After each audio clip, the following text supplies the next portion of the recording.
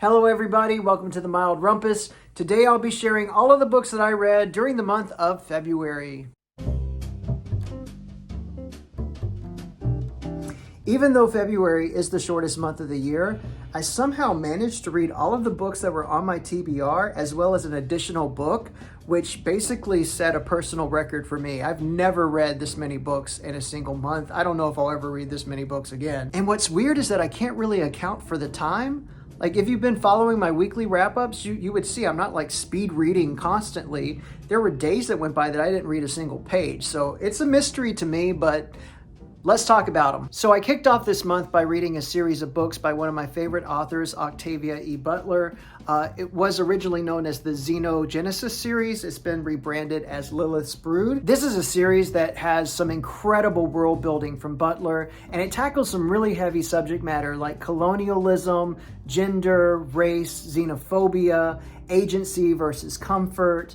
And it's very timely given all of the technical advances that we're seeing now. I heard Butler discuss how there were three types of science fiction: what if only, and if this goes on. And I feel like that's how this series is set up. Dawn being the what if, Adulthood Rites being if only, and Imago being if this goes on. Imago being the last phase that an insect goes through before it becomes sexually active. In the first book of the series, Dawn, the humans have destroyed the planet and themselves with war and weapons and machinery. The people who have survived all this find themselves on a spaceship that's not just any old spaceship. It's a living, breathing, conscious thing. And these spaceships are occupied by these alien beings called the Oankali. And Butler does an amazing job describing them and explaining how they function, think, and reproduce. Since the wars, the Oankali have been busy restoring the planet while also kind of wiping out all of the remains and ruins of human civilization. Their goal is to have the humans re-enter the planet, but to have them be completely dependent on them for survival. One of these survivors is a woman by the name of Lilith, and the Oankali have sort of decided that she will be the person to prepare the other humans to re-enter the Earth. In the second book of the series, Adulthood Rites, we see how the aliens and the humans are beginning to coexist, and we're also seeing how some of the humans are beginning to resist living with the aliens. The main character in this book is Guin, who's a hybrid creature. He's part alien, part human, and he can sympathize with both sides, and he advocates for the humans because he understands how much that they have given up in order to survive, and he thinks that there should be a way for them to be able to have a little more independence and a little bit more agency. And that's what this book is about. The third book in the series, Imago, really switches things up. It's the only book in the series to be told through a first-person narrative, and the main character here is Jodas, who is the first of its kind. And I'm going to leave it at that so I don't spoil the story for you. When I was finished with that series, the next book I picked up was Zora and Neale Hurston's Their Eyes Were Watching God. This book featured some of the most beautiful prose I think I've ever read in my life. Let me read you the opening of the book just to give you an example. Ships at a distance have every man's wish on board. For some, they come in with the tide. For others, they sail forever on the horizon, never out of sight, never landing until the watcher turns his eyes away in resignation, his dreams mocked to death by time. That is the life of men. Now, women forget all those things they don't want to remember, and remember everything they don't want to forget. The dream is the truth. Then they act and do things accordingly. So the beginning of this was a woman, and she had come back from burying the dead. Not the dead of sick and ailing with friends at the pillow and the feet. She had come back from the sodden and the bloated, the sudden death, their eyes flung wide open in judgment. This is the story of Janie, who's a young black woman living in the South. One day her grandmother looks out the window, she sees her kissing a boy, and she says, "Oh, we gotta get you married ASAP." She gets married at a very early age, and as a result, she doesn't really have a chance to live her life, to grow up. The guy is constantly telling her, "Oh, you can't do that, you're my wife now, you can't do that, you're too old or you're too young," and she just doesn't have a chance to be herself. Lucky for her, that guy goes, he's gone. He's out of the picture. He dies. But then she decides to get remarried, and she winds up marrying the guy that becomes the mayor of the town where they live. So now she's told, "Oh, you can't do this. because you are the mayor's wife and that's below you. And, oh, you can't do this because I need you to work in the store. And, the poor girl, she cannot catch a break. So when husband number 2 kicks the bucket, it's a bit of a relief. And now she's inherited a little something. She's got the store, she's got the house, etc., etc. Well, then a third guy enters the picture. But this is someone who is not like the other 2 at all. He's very young. He doesn't have any kind of materialistic things to offer her. And she's kind of digging him. Janie gets her groove back and surprises everybody. She becomes a cougar, gives up everything, says, hey, I'm going to be happy for once in my life. I'm going to do what I want to do. I was not prepared for the third act of this book, and neither are you. This was the first book I've ever read by Zora Neale Hurston, but I can tell you it most definitely will not be the last. I think that she's not only an incredible writer, but she's a fascinating person. I found a documentary about her life, which I'll put in the description box below. It's amazing how many parallels there are to her own life, to this book. And you can see the influence, especially in like Alice Walker, Toni Morrison. Just a fantastic, fantastic book. Next, I started reading 2 books, Blacktop Wasteland by S.A. Cosby and Book Lovers by Emily Henry. Blacktop Wasteland is about a guy named Bug who was a getaway driver for many, many years. He gives that life up, tries to go legit, becomes a husband, becomes a father, and one day someone comes knocking on his door and says, hey, we're going to do a diamond heist, and you don't want to miss out on this one. Last year I read a book by this author called Razorblade Tears, and I really loved it. I've been recommending it to people. This book is not a bad book at all, but it's one that I did kind of like struggle to get through. I'm not going to lie. It starts off gangbusters, that's for sure. It gets into family issues and family relationships. It tackles poverty. It tackles kind of like the cycle of trauma. And then all of a sudden it turns into like a Quentin Tarantino movie. It gets very, very violent and it reads very fast. And what was weird for me is that that's the moment where I sort of checked out as a reader. I really cannot explain it. And I don't know if it was the book or if it was me. But by the time this book was over with, I was just glad it was over. I was ready to move on to something different. And speaking of something different, Book Lovers by Emily Henry. One of my big reading goals for this year was to check my biases as a reader and to start exploring genres that I don't typically gravitate towards, or in this case, find rather cringy. So going into this, I presumed that it was gonna just be basically softcore porn, right? With a cute cartoon cover so that no one feels ashamed walking around with this thing in their hands. What surprised me is that there was very little spice in this book. In fact, there was a lot of restraint. A lot of restraint. We didn't get down and dirty till well past page 200, which, if you're going to write a book about a book editor, does it need to be over 400 pages? Really? It's your typical enemies to lover trope. You've got Nora, who is a literary agent, and Charlie, who is a book editor.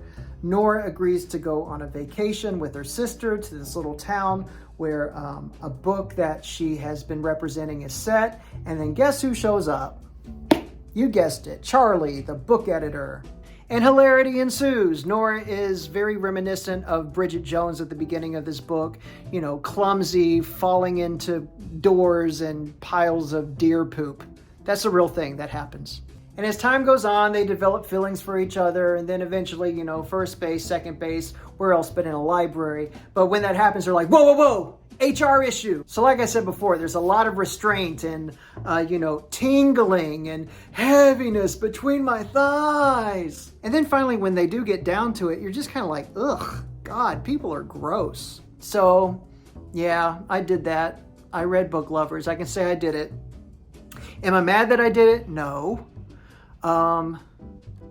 Is it a good book? It's a fun book. I enjoyed the romanticizing of New York and books.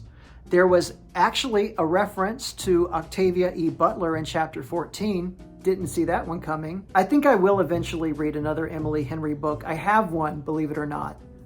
It's waiting in the wings. And I will eventually get to it. Because I want to see if did I get off easy? Because this wasn't as bad as I thought it was going to be. I was really dreading it. I'm not going to lie. But it just goes to show you, give it a chance. It still would not be my go-to first pick by any means. I guess this is basically like if you want to kill time. you could read this book. But then you could also read these books instead. I followed that up by reading the second book of Ursula K. Le Guin's Earthsea series, The Tombs of Atuan. I discovered this series last month when I picked up the first book in the series, A Wizard of Earthsea, in our free bookshelf that's in the neighborhood. And I really was impressed by it. And I've been recommending it to everyone who, likes that other series about a boy wizard. This is a great alternative. Le Guin actually originated the idea of a school for wizards, so let's start there. And in A Wizard of Earthsea, the main character is a person of color, and she does it in a very subtle way. It's not a big deal. You don't even realize it until you're almost a third way into the book.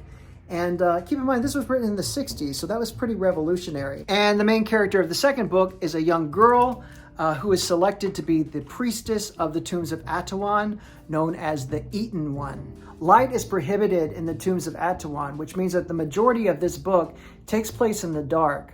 And I found that really interesting because Le Guin plays with the idea of the shadow in the first book. When I first started reading this book, my initial reaction was like, wow, this book is going to be amazing. It feels like a combination of Dune and Game of Thrones. And then it wasn't. It definitely wasn't.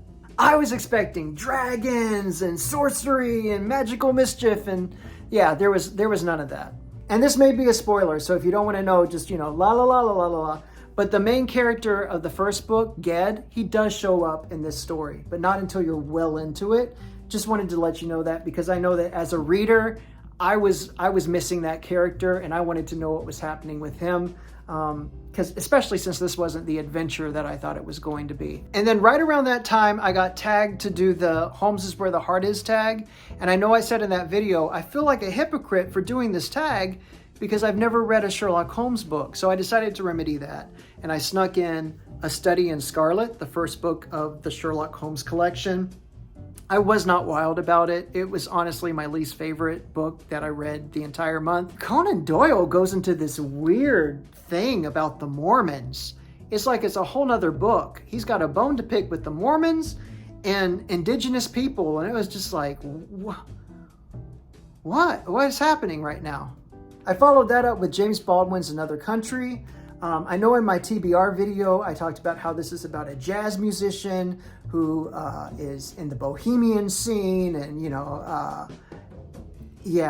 this book was really, really, really surprising in many ways. First, in the structure, the first chapter is 94 pages. And when you read the book, you will understand why.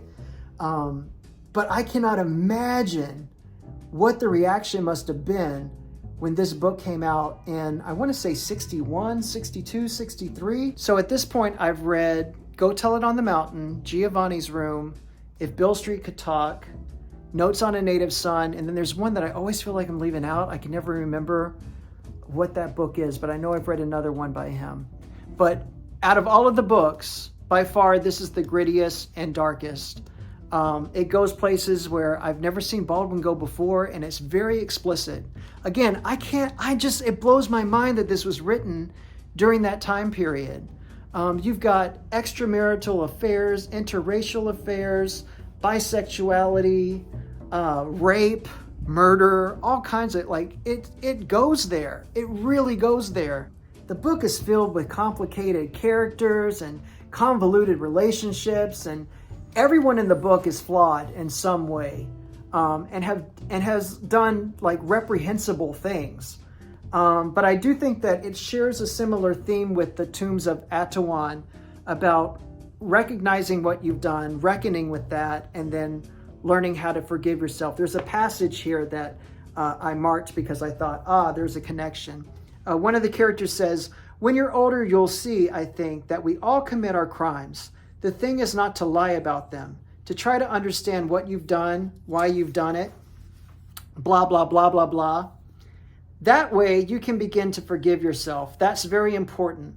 If you don't forgive yourself, you'll never be able to forgive anybody else, and you'll go on committing the same crimes forever." I think that's a really big theme in this book. By this time, I started sweating bullets because, TikTok, we're running out of time, and I still had 2 books on my TBR. And I basically I just told myself, look, you're probably not going to get to the last book. it's sort of like one of these things is not like the other anyway, so I can live with that. But I could not live without reading this book, which was Sing Unburied Sing by Jesmyn Ward. We follow Jojo and his family as they're about to embark on a road trip to Parchman Prison, which, by the way, is a real place. I had never heard of it, and neither had the author before she wrote this book. But Parchman was a prison where young black men as young as 11, 12 years old were incarcerated for petty crimes and basically were enslaved through the prison system. The synopsis on the back of this book promises a part ghost story, part road novel, and that's exactly what it delivers. I could not help but see the influence of Toni Morrison's Beloved throughout this novel. I understand also As I Lay Dying, Faulkner's book, was a huge influence on this. It really makes me want to check out Faulkner, and I'm ashamed to say that I haven't at this point, so get on that. And last but not least, I read it yesterday, Cormac McCarthy's Outer Dark. I read the majority of this book at the Genius Bar, which had to be the weirdest reading environment ever to read this particular book. You talk about bleak. This reads like a nihilistic wonderland. The book is set in Appalachia. There's a brother and a sister. They have an incestuous relationship. She gives birth to his child. He tells her that the baby is weak and dying. He takes it out into the forest and leaves it for dead, comes back and tells her that the baby has died. She doesn't believe him. She thinks that the baby has been picked up by a traveling salesman, which it has. And so she goes off looking for the baby in the middle of the night. He goes off on a parallel journey looking for her and looking for work. A lot of this book is, hey, have you seen this guy? No, sure haven't. Okay, well, don't tell him that I'm looking for him, all right? Okay. And then, hey, have you got work for me? No, we ain't need no work from you. Okay, well, I don't care. Oh, who cares? No, I don't care about anything. That's a lot of the book. And if it weren't for the lyricism of McCarthy's writing, I probably would have checked out, although I don't DNF books, so I would have just hated it. To me, it's all about the last 72 pages of this book. I mean, you can kind of tell by the tabs. When the fit hits the shan, the last few chapters of this book, you're not going to forget anytime soon. And what's interesting is that this was McCarthy's second book. And you can really see kind of like the seeds of The Road and Blood Meridian in here. Its DNA is definitely detectable in Outer Dark. And that's everything I read for the month of February. I gotta say, for a short month, we packed in some good books.